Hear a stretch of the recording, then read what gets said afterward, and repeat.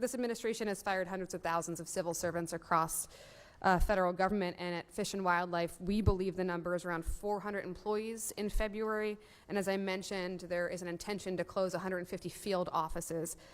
Congress has not been informed on the official number of civil servants terminated, nor have we been consulted on the mass closures of those offices. And I believe, based on the chair's remarks, we share a common goal to make sure that Fish and Wildlife is there for our constituents, and it has every access opportunity for our constituents to enjoy the refuge system, everything that taxpayer dollars have invested in. So can you tell me how many employees have been fired, laid off, put on administrative leave, which means they are being paid by taxpayers but not working, or taken the fork in the road resignation payout from Fish and Wildlife since January 20th? Thank you, Congresswoman, for the question.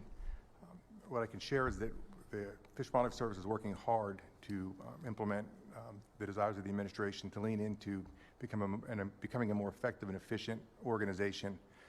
We have, as you mentioned, 30 years of experience in civil servant throughout my career, and I can say to you that I've never seen a more dedicated group of federal employees at the Fish and Wildlife Service that come to work every day to lean into the work, to meet the mission of the agency, to meet the administration's priorities.